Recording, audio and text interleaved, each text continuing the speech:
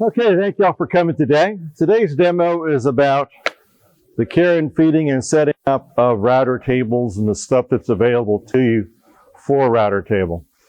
First off, there are some cuts with the router that must be made on a router table. And those cuts are anything that involves a bit greater than 1 inch in diameter. Because now you're going to have steel moving so fast it's hard to control. So that if you get something like this, if you try to hand hold this, that's going to be kicking right back into you. And there's other bits like this, not only are big and massive, but just making two cuts at once, top to bottom. So what should we be looking at a router table? First of all this stuff you can make yourself. Okay?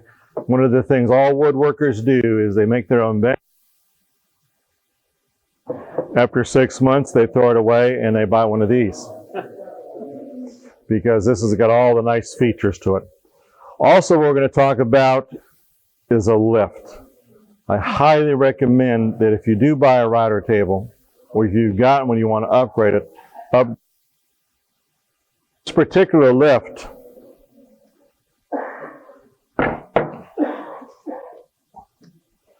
says Craig on it. Okay? Craig for a long time did business with Woodpecker. And when you bought a Craig lift, the older lift, it was a Woodpecker lift. And then last year they got into long-term contract with Jessam. So Jessam makes all their lift now. So now when you see a Craig lift, especially if it's got the black plate, blue it's Woodpecker, if it's black it's Jessam. The Jessam that they modeled after is the Mastar, which means 14 different motors will fit in here. Just depending on how you put this screw into these blocks. So this expands and contracts. So this gives you a lot more versatility. Set up for the Porter cable 3¼ horsepower motor. And that's the one I recommend. It's a good motor. This is the heart of your router table. Is as heavy as snot, so this is a good motor to put in a router table.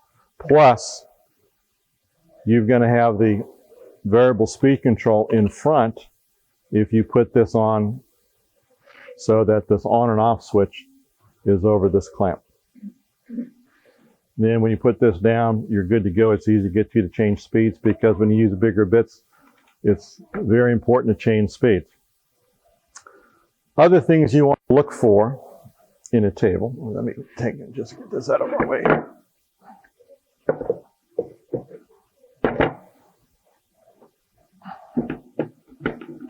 This needs to sit flush.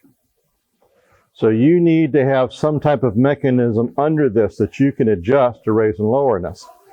And they all have it. Some you can access only when this is off, like these right here. Some you can access from the top, like my Jessam at home. So I can put it in and raise and lower it with all these little set screws, and when it's perfect, then you take these big screws and lock it in. This is so heavy, you can leave this gravity to hold it, but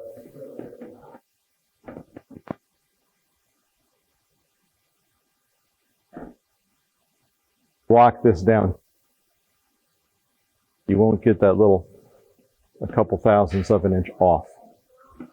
So, second thing you want to look at on the table is you need one of these. And if you can't see it, this is a miter track and an accessory track.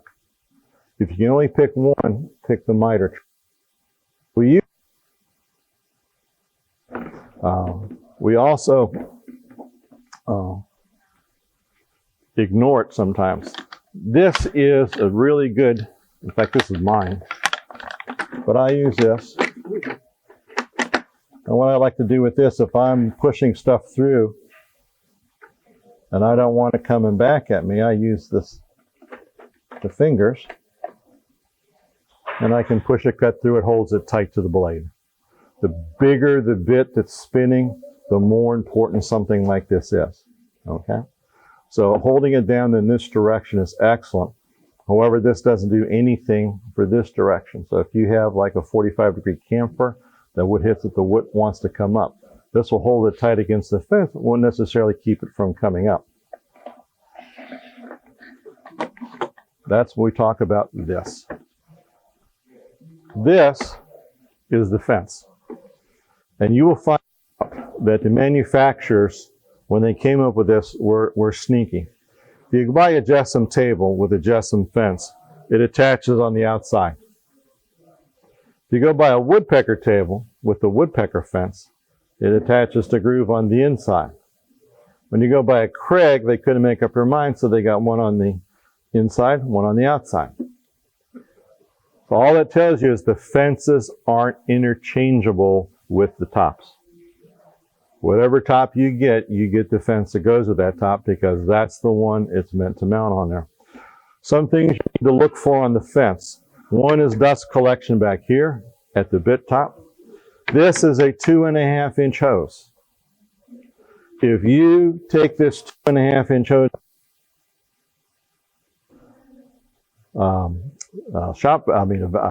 dust collector, you're very unhappy with all of the dust that piles up here while you're routing. Types of dust collectors operate differently than shop vacs. Shop vacs are high velocity, low pressure. Those big ones are low velocity, high pressure. So this little thing can't pull enough air really to move it so it all builds up. So you want a shop vac hook here. That's it, shop vac. Okay? And your dust collection experience will be much better here where you can see. See, it just lots and lots of mulch.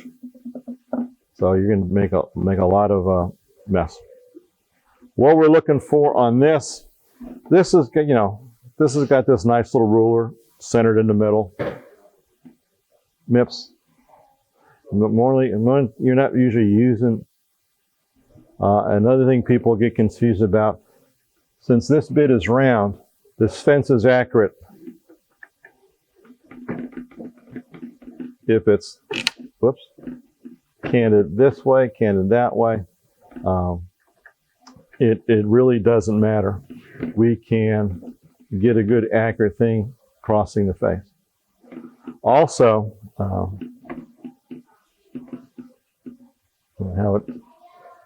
we want right here.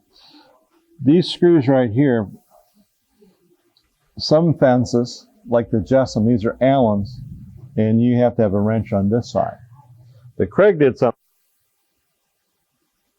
Just move the little knobs over here, and now you can slide these in and out. Why do you want to slide them in and out? Because the closer you can get that opening to the width of the router bit you're using, the better the dust collection is going to be. So you really want that. And like I was saying earlier, another thing you can do, this is a 16-inch piece. I've got one of these. I cut it down a little bit here. I drilled holes right here, and I take this off, put this in its place, put that back on, screw it back on. So I've just raised this piece 1/16 of an inch. Now, when I put my spiral cutting bit in there, you don't have to have this on the top, just regular spiral will do. I make it so when this sits in here, that the furthest edge out, and I use a straight edge for this, it just lay right here, is flush with this.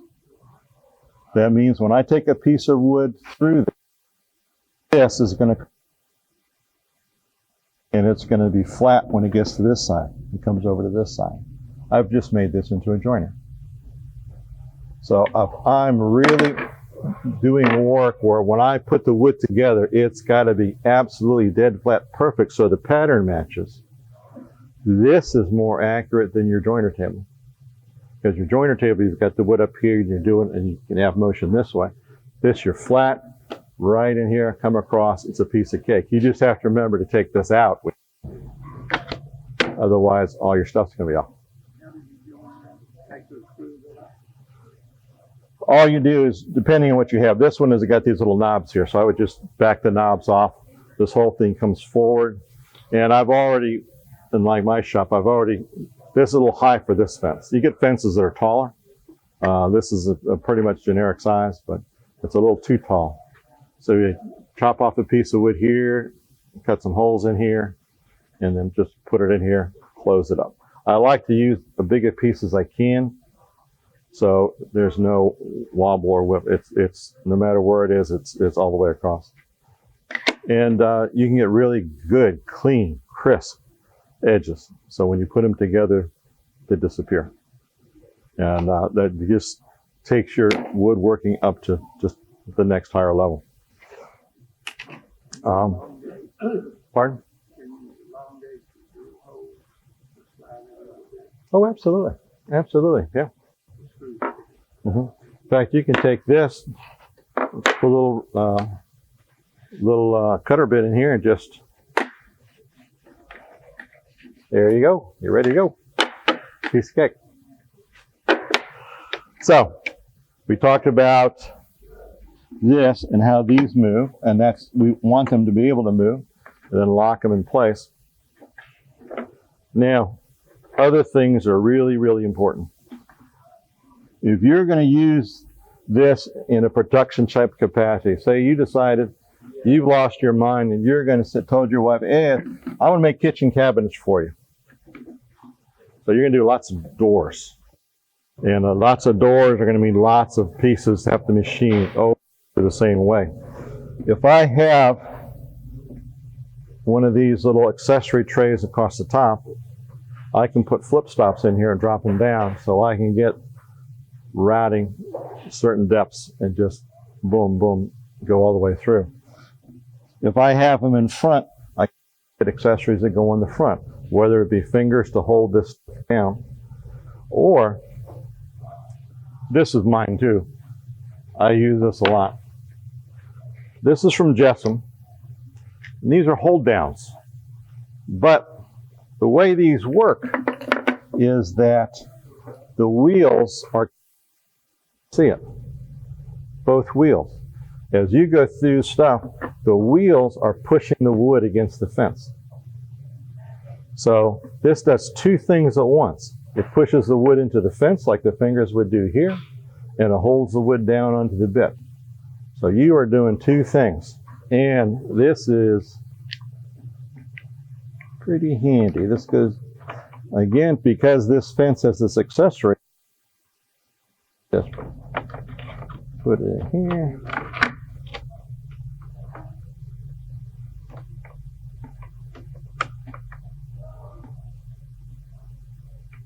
Yeah. There we go. There's one.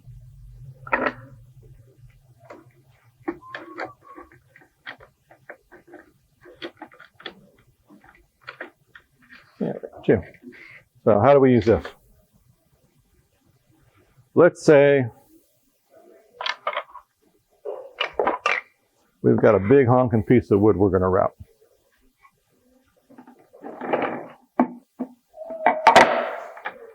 This goes up, this goes up, okay?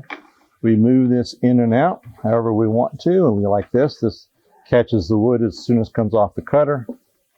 This has the wood here. First thing we do is we lock this back one down, lock this back one down. Now we've got a pivot point. Now we just press down here, lock this in, press down here, lock this in, and now it goes. So it's got good contact. Bring our wood over, push it through. Yep, not going to let it kick back this way. It's going to keep it tight to the fence. This is excellent.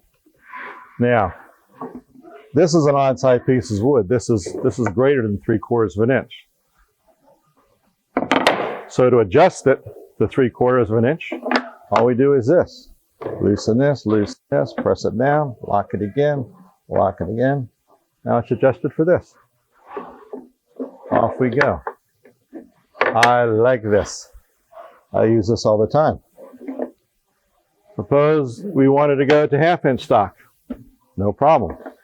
Put the stock here, loosen, down.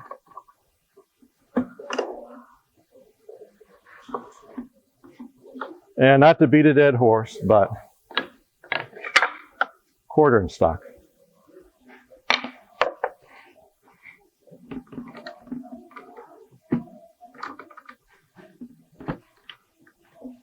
off we go. We can move any thickness we want up to about, I think, 1.5 inches or 2 inches before this is out of range. Well, not too bad. Only works if we've got a fence that's got this accessory track right here.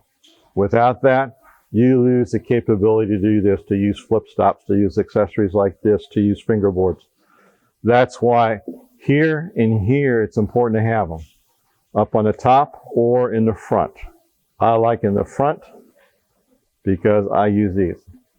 So when you're looking for a table and you're looking at the fence, don't really care if it attaches to the outside. Don't really care if it attaches to the inside. I do care is it's got this, because this allows me to really lock down the work so it's safe for me, and also I can get very, very precise. So let's talk about precision now. There we go.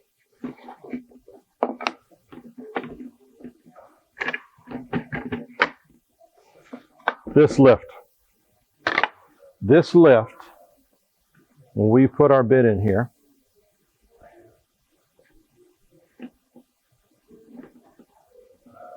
and how you want to do is push the bit all the way down, then pull 1/8 of an inch, and assume we've done.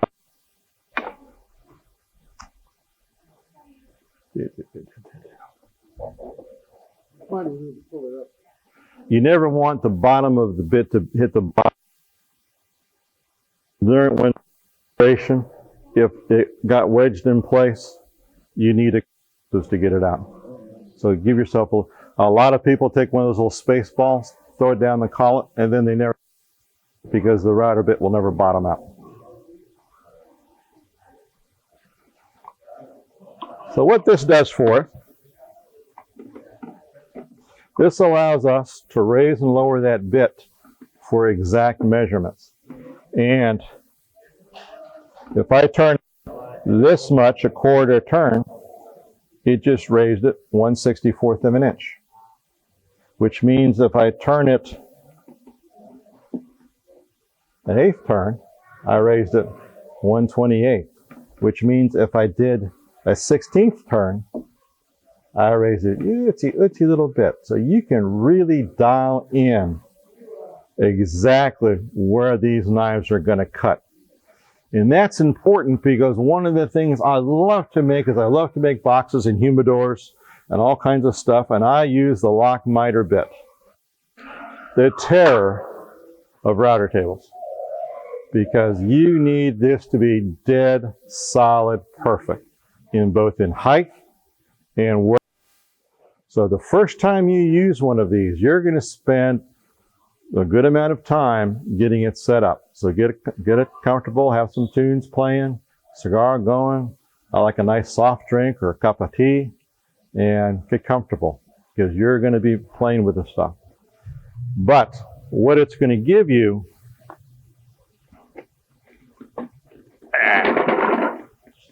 I hate chewing the wheels because it moves when I don't want to, is this. One of the best joints you can get for boxes, the lock miter. Okay? You don't need splines. If you look at boxes, they show this joint off. You know it's very well constructed. And it's not that hard to do once you get the bit set up. Getting the bit set up.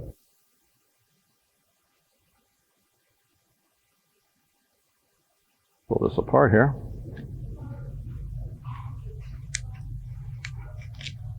And when you cut this bit, you're going to cut it so that one cut's going to be this way. So this will be down on the router table. And one cut's going to be this way. Router table. So like I said, it's not difficult, but you've got to hold those in place when you make these cuts. And the first thing you need to do is get the correct height. So what I highly suggest is that you make yourself one of these as soon as you get 3/4 inch. You're going to follow all the directions. You're going to put it in. You can do test cuts out the wazoo. But eventually, you're going to get a height and depth that's perfect. That when you put these two together is perfect. Once you get that, this is a peak of that high modulus plastic that doesn't move 3/4 inch right on the money.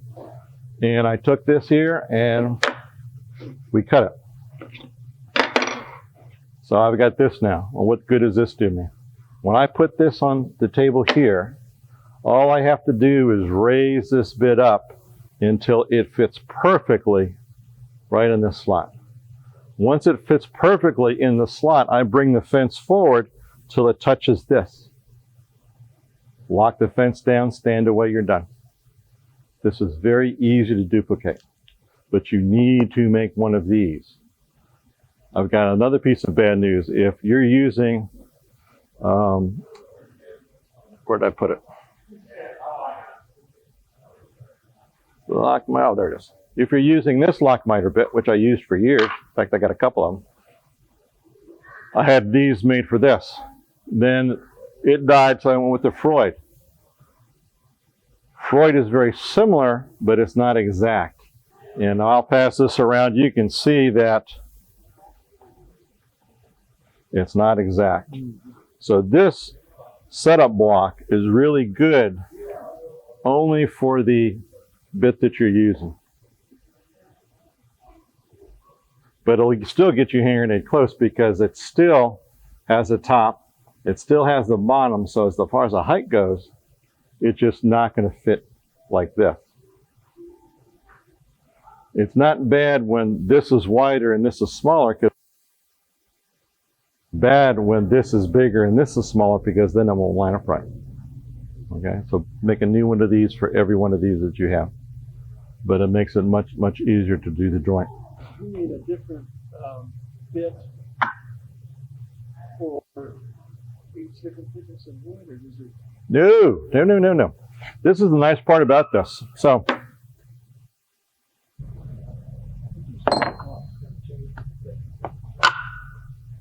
nope.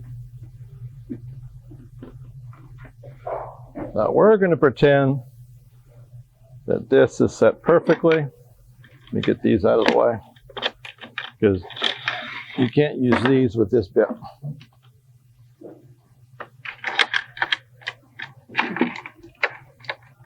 But again, you can only do this with this. What we're going to do is we're going to pretend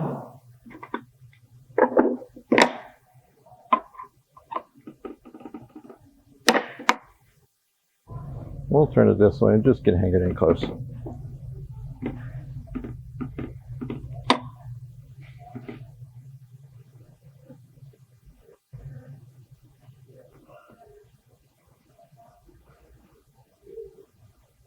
There we go. And then we would come in this way, we would set the fence. And if you wanted a quick rule of thumb, this fence goes right over tap dead center. Okay. So this is the height. And we've just locked in, we've used it for this. And we're going to say that this is for a 3/4 inch board. Okay. Suppose I wanted to make it for a 5/8 inch board. What's the difference between 3/4 and 5/8? 1/8, right? Okay. Now, because we are dropping the bit, which means we're dropping the top and we're going up the bottom, we actually do this by half. So if I want this to fit a 5/8 inch bit, it's a 1/8 difference. Half of 1/8 is 1/16. I do this. Now it fits a 5/8. That's the neat part about these lifts and measurements. Suppose you wanted to go from 3/4 to a half. What's the difference in that? 4. For what? Okay. 4/8. So if I want to drop it 4/8, that means I make it go 1/8.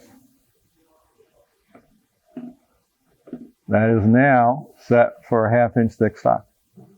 That's about the limit you're going to go. You're going to be anywhere from 3/4 to a 1/2. I like to use 5/8. But you don't have to remeasure. You don't have to make new blocks. You need one starting point. Now we did 3/4 inch. From 3/4 of an inch, I do one turn. It's perfect for 5/8 inch stock. I do 2 turns. It's perfect for 1/2 inch stock. This is what router tables give you, especially if they have a lift. If you had to do this by turning it around or underneath the table, you get comfortable. You'll be there an awful long time. The lift makes it easy, really easy. If you want to adjust or tweak doors or how stuff fits, you can tweak this at 2/56, actually more than that, of an inch. That's really tight control. So you can really dial something in. And with this particular one, once you get to where you are, you move it over here and hit the lock button. You can lock it in place. So now vibration won't cause us to move. It wouldn't have done it anyway, but now it really won't cause it to move. Does that wrench come with the table or with the router? This comes with the lift. Oh, with the lift. This comes with the lift. The lift doesn't come with the motor. You add the motor. I highly recommend the Porter Cable 3/4. It's easy to get to. It's bulletproof. It's a bulletproof type motor. And since there's so many of them, you always get parts, pieces. People know how to work on them should you need it. So, What size motor? 3 1/4. In my shop, I have got, actually got 4 routers, but the 3 1/4 sitting in the router table. The 2 1/4, 2 1/4, 2 1/2. So the 2 horsepower one is sitting in a plunge router, and that's soft start, variable speed too. The 690, the 1 3/4 horse, fixed everything, is sitting in a D handle, and that's what I use to go around stuff for edge treatment. And the 4th one is a little trim router that I use for hinges and stuff like that. So that they all work very well. They've got their own place, but this is my go-to thing. You can get dovetail jigs now. Lee makes one that fits on a router table. So you can do all kinds of dovetails, half blinds, throughs. You can do box joints. You can do sliding ones, all on your router table. So you don't have to move that big honking machine around. It's infinitely safer. If you drop your router, but it catches and it jerks at you, you've got something coming at you spinning 22,000 miles, 20,000 RPM. This one, if something kicks, goes that way.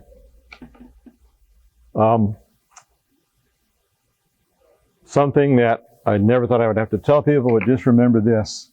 The proper way wood is used in a router is that the wood is going to hit the bit and then the fence, okay?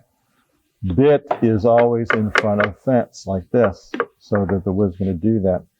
It is never, never, ever, please Lord, never like this. Have the wood between the bit and the fence. What's going to happen?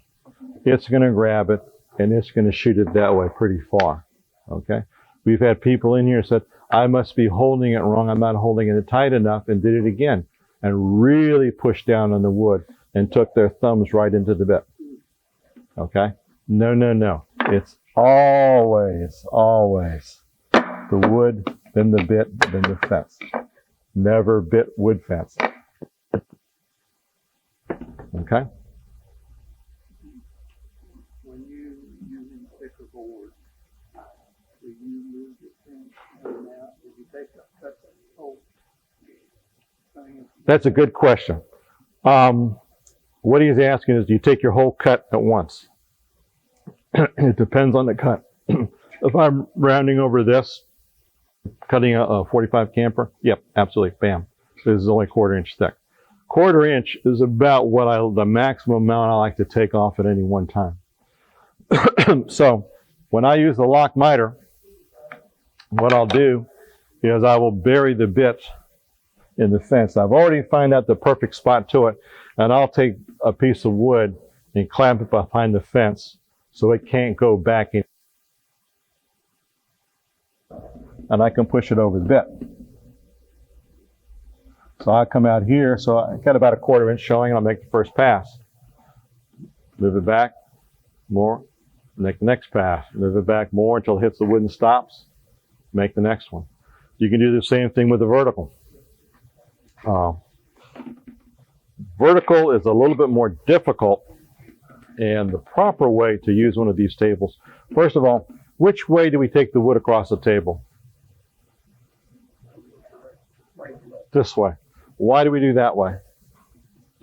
Because this is spinning this way, so by pushing the wood in, we're pushing against the spin. If we had this fence off of here, we were doing the inside of something. Say, for whatever reason, we're going to route the inside, we're going to turn an edge. Okay? It's already cut out. We're just going to put a nice little edge on it. Which way do we push it? Yeah, because now it's coming this way. So we want to, right? It's coming this way here. So we're pushing this way. Now it's coming this way here, so we're coming this way. So if you're going this way with the bit in front of you, and if you got the wood over here now and you're going this way. Make sense? So this is going this way here, this way here. So you always want to go into the wood, into the direction it's turning. Against the spin. Pardon? Against the spin, not with the spin. Against the spin, yeah. If you do with the spin, you turn into one of those baseball pitching machines, except you're using wood. I'm not comfortable with that cut, to tell you the truth, on the table. A lot of times I'll just lock the piece down and take my smaller router and go around. I'm more comfortable that way. But this is, you can use it with this. I've done it before. Worked fine. I just went, ooh, I don't like this. And that's okay. Does the lift, would that lift, or most lifts work on a table, a bench table rather than a stool? They made this, the one thing they did good is they all made this opening standard. So this will fit on a benchtop router table. You can do what I did, and when I first did all this stuff, I made a table and then cut a huge honking hole and bought one of these. Well, actually, I bought a woodpecker, stuck it on top and attached it, and used woodpecker fence, woodpecker table, Jessam lift. Worked great. You just have to modify it. Another thing you all should be thinking about really seriously, we'll talk about more accessories here in a second. Another thing you need to be thinking about is this. Off-on switch. This is perfect. This is really great because now all your focused up here, and if you have to turn this router off and on, you do this. If you're like me and you have to get on your knees to get in here and look for the switch, that's most evil. So I would highly recommend. This is a Craig system. Craig uses L's just like Woodpecker does. And this is designed to fit on this. Jessam uses square steel tubes. Theirs is designed to fit on that. So if you got a Jessam bottom, get a Jessam on-off switch. If you've got a Craig bottom or a Woodpecker bottom, you can use the Craig on and off switch. That'll work also for a benchtop table, I assume. Oh yeah, absolutely. Absolutely. And the only thing I go under the table for is just to change the speed on this. And this particular one, this type of bit, this is at 16,000 RPMs. That's the third setting, and the middle setting on the Porter cable. I don't recall who it actually is. It might be MCLS or one of the other companies actually does make a tabletop end plate that's an inch shorter. I think that's 11 1/4. There are two different sizes out there. Right. But anything you buy here will be this. 11. Right. Absolutely. Yeah. As soon as somebody standardizes something, somebody else goes, no, I want this to be the standard. Right. But no, this is, you can put any of these lifts, Jessam, Craig, Woodpecker, they will all fit. No matter who, they will fit. And that's the good thing. Yeah. With that, pitch down, those plays How do you secure that plate? With this one, you put these 4 big honking screws.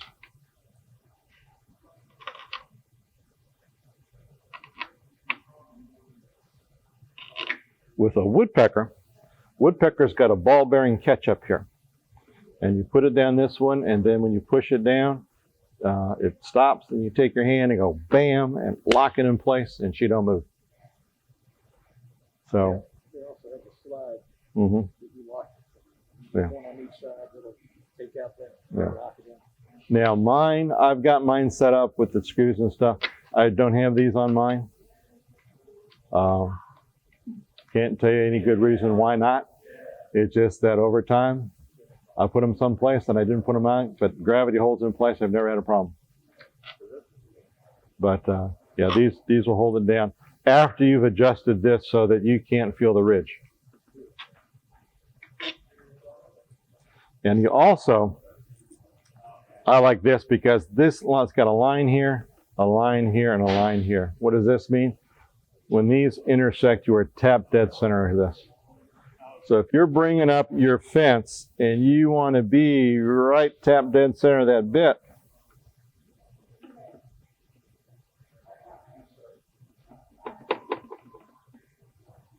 there you go. If you're going to use something to come across and cut, and you want to reference this, you've got something here. Now, accessories that you can get.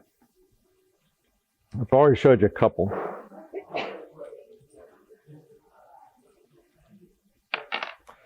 One of the accessories everybody likes to get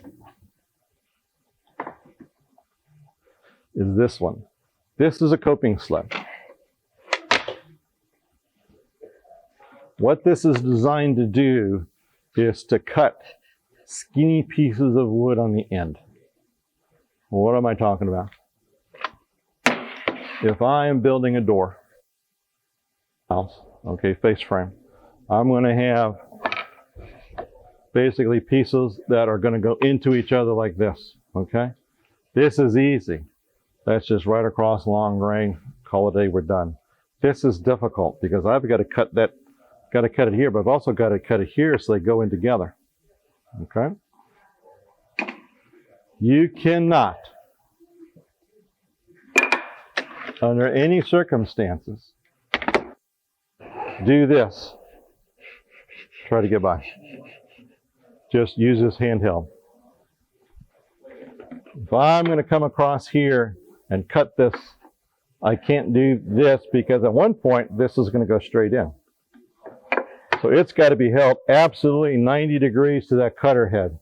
And it can't move from that orientation. If I do this, I'm not only going to wreck the cut, I'm probably going to seriously injure myself. So this is a no. So how do people get around this? Well, one of the things you can do, you can take a big honking piece of wood and then do something to hold it here, to hold it in place.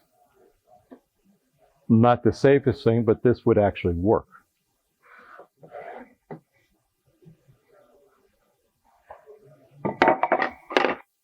Coping sled, what you do is this is the piece we want to cut. This is our pretty door. We're going to use Purple Heart, okay? This is a scrap piece because if we didn't use the scrap piece, we get blowout. No, we don't want that. So what we're going to do is we are going to do this so everybody can see. This coping sled is going to give us a reference to hold it against. It's going to give us hold down clamps, and it's going to give us side clamp so they won't move.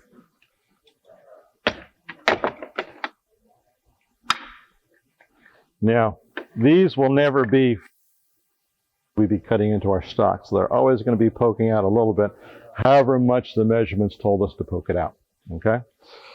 But we want to have this stock in here that's going to act as a splinter guard. So this is in place.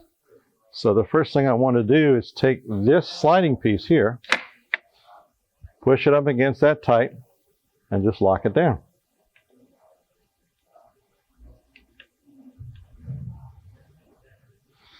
Now, this wood can't move this way, but it can move that way, like you just saw. So these are going to come into play. Now we hold them to the right distance.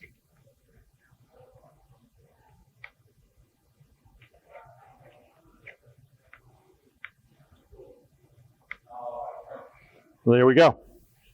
So what we're going to do now is bring up here. We've got this piece of plastic we could use to engage the fence.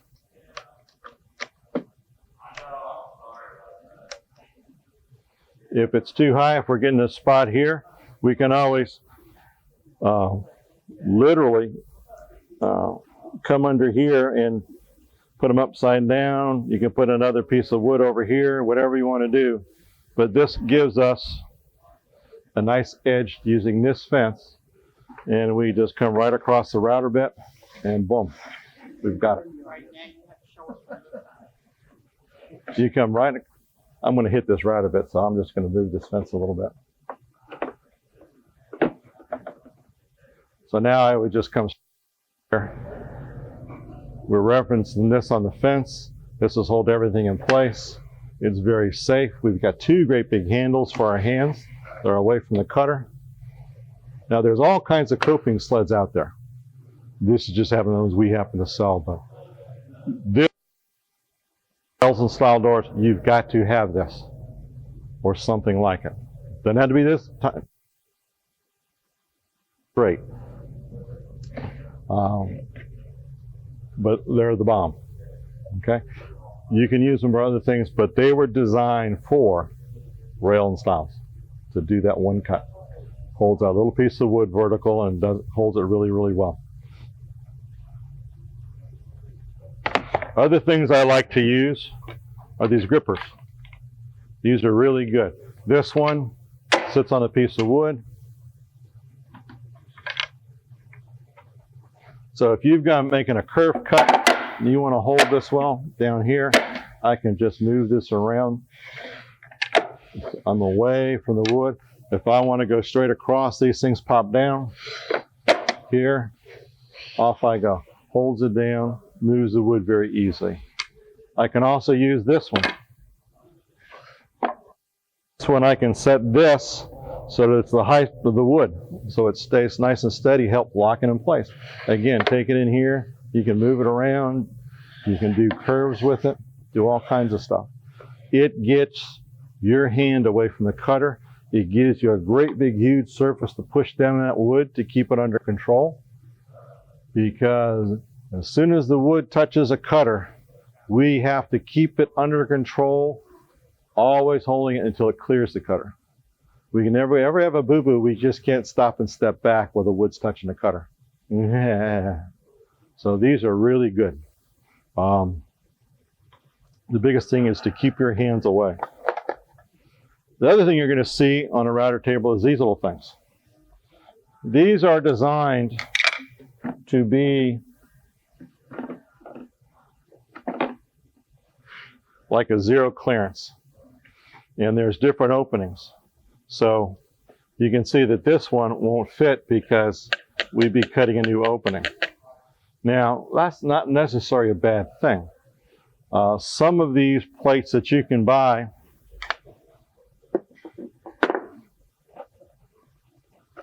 like this, and here's a nice place to stack them.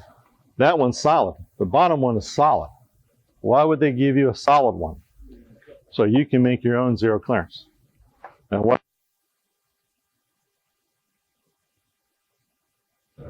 this is zero clearance. It's got a bearing.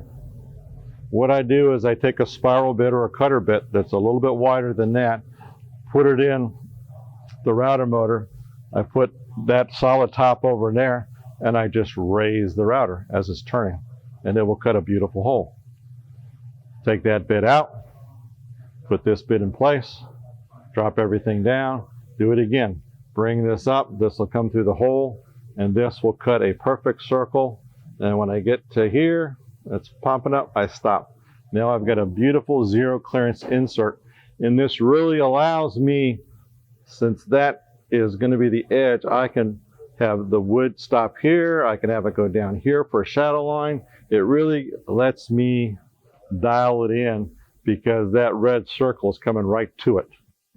If there's a gap like that, it's hard to imagine where that is in relation to the gap. But if it's touching, you're golden.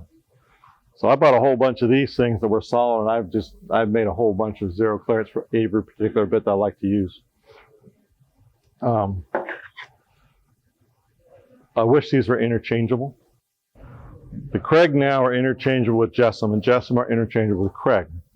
If you've got a blue Craig lift, then it's interchangeable with Woodpecker.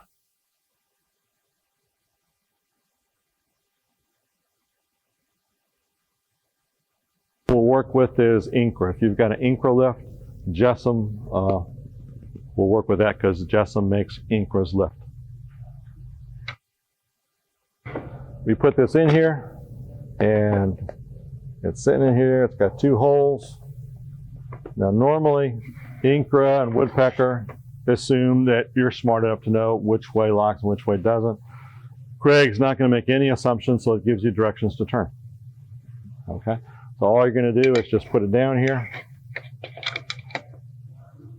Goes there, goes there. Turn it that way, and now it's locked in place. And all this is to give you a zero clearance, so you're covering that gap. Your wood is not going into a gap where that motor is. Because if you're using tighter tolerances, that could be a bad thing.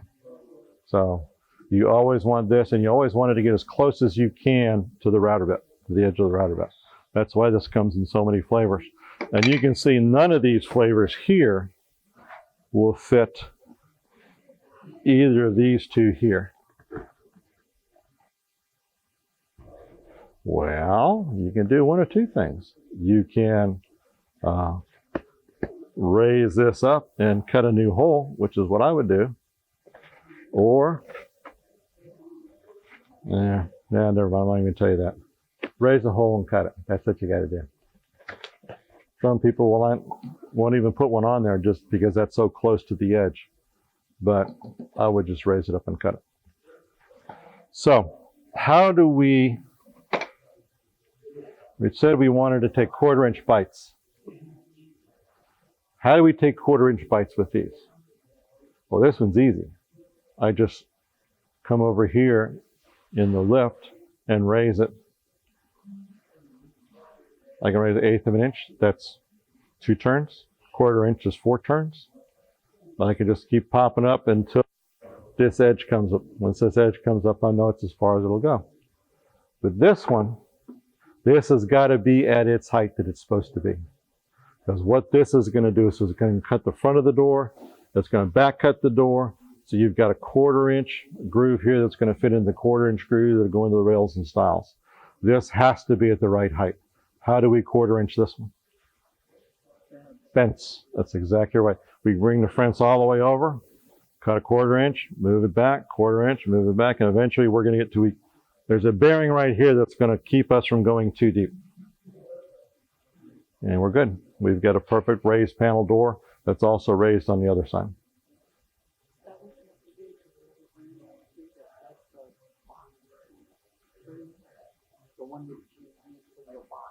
Yeah. The lock miter? Yeah. The lock miter, yes, how I use the fence. I come over and expose it a little bit more every time. Yep, absolutely. Because its height needs to be sacrosanct. You can't touch it because both cuts are coming from it. Another neat thing about the lock miter bit, most people don't know. Suppose you cut a board and it's too short. No matter how much you cut it, it's still too short. If you've got a lock miter bit, you can take your wood that's too short with another piece of wood that looks just like it, and you can put this bit in it, and when you bring the two together, they're going to be absolutely the same height. Glue it across, you've taken 2 boards and made 1 long board.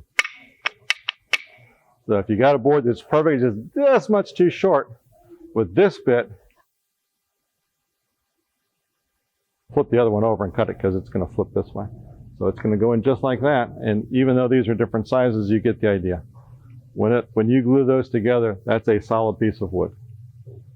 It's really easy to do because I've done it. I always play with this stuff and see, okay, they say you can do this, try, and it does work. Any questions? So as far as router tables go, I like a nice solid base. You can get metal, you can make your own. I've done them both. Mine's metal now. The reason mine is metal is because at one time Jessa made a product called the Router Jacket. It's a canvas bag that covers the entire inside. It's got a 2-inch port up at the top that you don't touch. It's got a big 4-inch port at the bottom. So I hook it up to the 4-inch dust collector and turn it on, and all the stuff that falls down here goes into that. The 2.5-inch port, and if you make your own, you've got to put a port in there. It's so air can get in, because if this goes vacuum on you, nothing happens. Air's not going anywhere. So you've got to have an inlet where air can get into it, so it can fuel the dust being taken out by the 4-inch port. If anybody makes a router table enclosure, that's the thing they usually forget to do, and they can't understand why it doesn't work. You've got to have at least a 2.5-inch hole.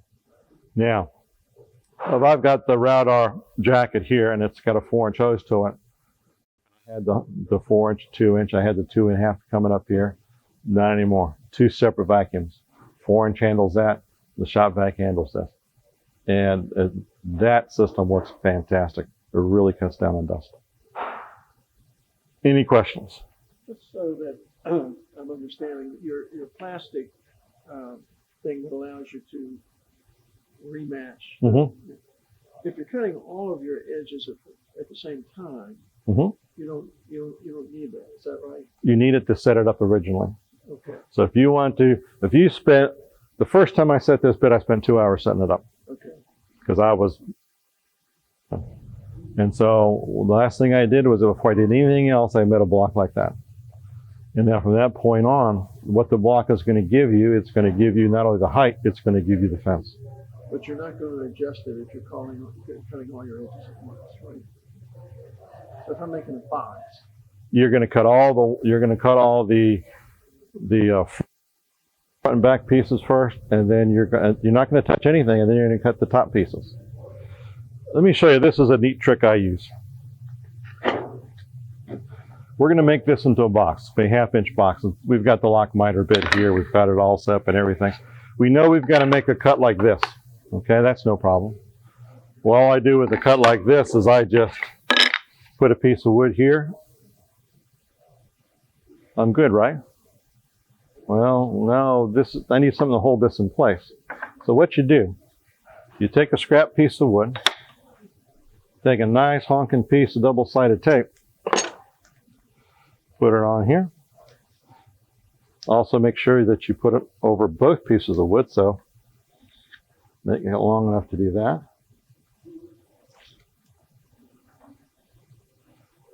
I'll take this here, take this here,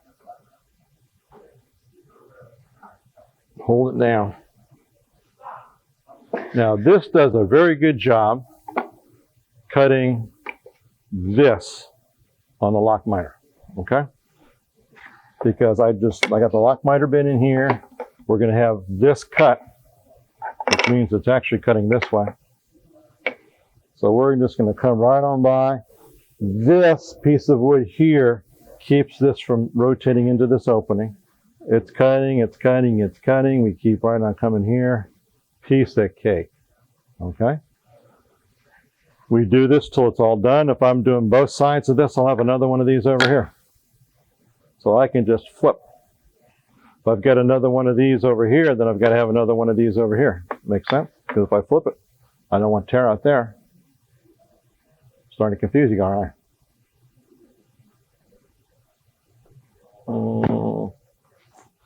So what we're going to do is basically, if I do this one at a time, I do it this way. Now, suppose I want to go vertical. Okay? I can't do this. I'm on the wrong side. So what I do is I just take this off.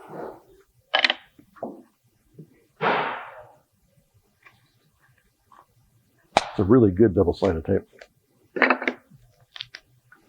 Now we're going vertical. We know this is going to be the cut. We know we want to have a piece underneath it to block it off.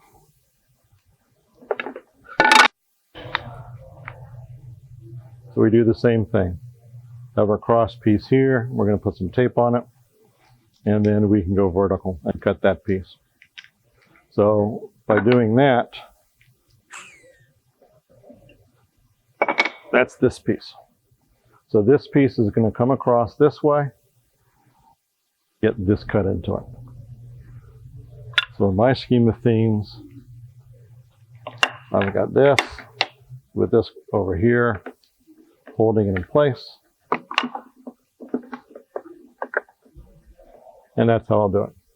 I'll just push this across. This keeps everything like it's supposed to be. A lot of times when I do this one, quite frankly, I push it across with this one. Because now I can get in here really good, hold it nice and tight, my hands away from there, and off I go. And to be honest with you, when I do these pieces, I set up the pieces like this. So I'd have another one of these and another one of those right there. So what my looks is just like that. And what this allows me to do is cut, flipper, cut, that's done. I do the same thing with the vertical pieces, except it's going vertical. I cut, flip it, cut, it's done. So I go through those pieces, but I make one of these for every one. And you can reuse them. If I do this cut and then take these away, I can take my second piece, put these in the same spot, and yeah, router is going through the same thing. So it's keeping the wood behind it from breaking out. So we're good, we're golden. That's the easiest way to use a lock miter is with this. And you're just going to make a sandwich with double-sided tape. What's the thinnest piece of wood you can cut with a block miter? Half inch. Yeah. Half inch, that's it. Half inch. These are designed between 1/2 inch and 3/4. So they're designed,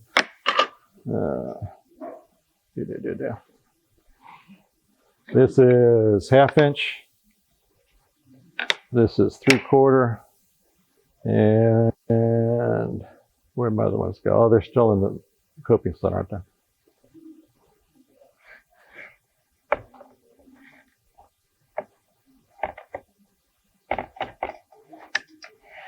This 3/4. So the lock miter is designed to cut these three thicknesses. Right there. Yeah, 5/8, 3/4. Mm-hmm. Supposing you want to make a recipe box that's say 1/4 inch, what kind of a joint would you use? For that one, I'd probably use either finger joints or box joints, or you could, in that one, you could use a miter, cut a 45-degree and glue them together. But once, you'd also need to cut splines in it and reinforce it with spline. What is a box joint? The box joint is the one that's got a bunch of fingers coming up this way, and the other side has got a bunch of fingers just in the opposite place, and it goes together like that. So it looks like this. It's a real popular joint. It's not that hard to do. You can do it with a router or a table saw. The only problem with the box joint is that it's not self-squaring. So it can be like this, it could be like this. You have to make sure it's right at 90. As you can have a whole box offset like that, and if you miss it in the clamp up, then there's nothing you can do. Yeah. I like the dovetail joints because dovetail joints are self-squaring. I love the lock miter because the lock miter is self-squaring. It's got to be square. It can't be tight if it's square. So if I'm just using the lock miter joints on the sides, the four sides of the box, Mm-hmm. all of the cuts would be made with the board flat. Mm-mm. No. Mm-mm. If you've got a box,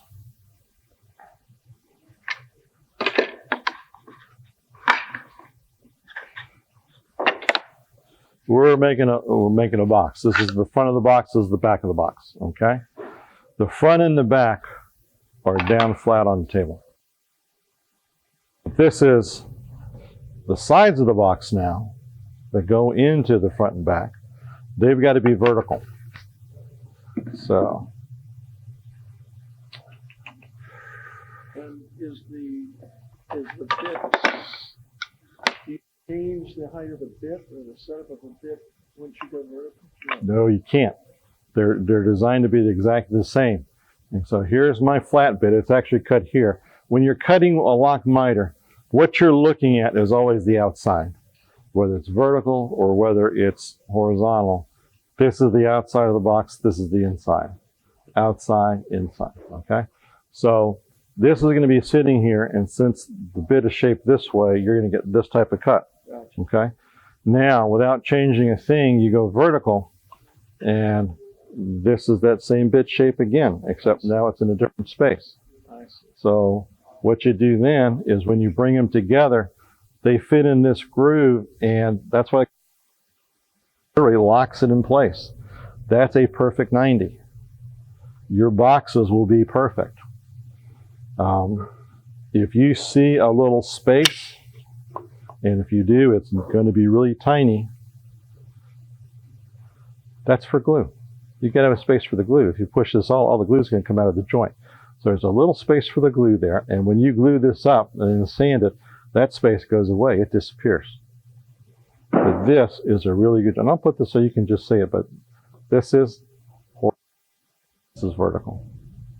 And as long as you have that little thing I showed you with the two pieces on the sides, the two pieces across, and I use the really strong double-sided tape. If you wanted to be extra careful, let it sit for about 10 minutes before you did it, so that glue can really grab. But when the glue really grabs, it's a little tougher to get off. Where do you get that double-sided tape and the plastic rock? Right here at Woodcraft. You have both? Yeah. If you look over there at the bottom, past those two boxes, you'll see a bunch of white plastic. That's in 1/2 inch thickness. I think there's a 1/4, but there's also some 3/4 stock. You want the 3/4 stock. And as far as the tape that's over in the turning stuff, there's two types of double-sided tape we sell. Turning tape and regular double-sided. And how you tell the difference? One will say turning, but regardless, one will say $22 in this size, one will say $29. In the big one, it'll say about, I want to say like $30, $32, and one will say almost $49. So It'll be labeled turning tape? should say turning on the price tag. You will not see it anywhere on here. Okay. And what is turning tape? How's it different? The glue is much stronger. Oh, I see. Glue is much, much stronger. 3M makes tape that's so strong. The glue is so strong, it's approved for architectural use. That means you can put stuff together in a building, and that's all you need to hold the walls together is that tape. That's how strong it is. They make turning tape that I found that I was doing something with turning tape. Wife called me, dinner's ready, come on inside. So I went inside, and I had so much fun eating and dessert and everything that I didn't get back to the shop till the next day. You know what happens when you leave turning tape stuck together for 24 hours? You don't get it apart. You gotta cut it apart. If just stick it together, hold it for a minute or two, use it, and then pop it really quick. Then it's no problem, but it's really strong. Now, I have found that if my bit is really sharp, that regular double-sided, but if the bit starts to get a little dull, then you might have a problem with it trying to come apart. But using this method here that I showed you, I haven't had a problem. In fact, if you do the humidor class, that's how we're going to make the lock miter cuts, using the pieces of wood and two pieces across. Works real. Any questions? It's a very safe system. It's easy to use. It gives you tremendous capability, especially to be absolutely precise, that you just don't get using the route any other way. However, remember, the fence goes with the top. You want to have accessory tracks, miter tracks. You want to use the hold downs, the fingerboards, that kind of stuff. The lift is worth its weight in gold. Yeah. It only hurts. Then after that, you bring people over your shop to show it off. Yeah.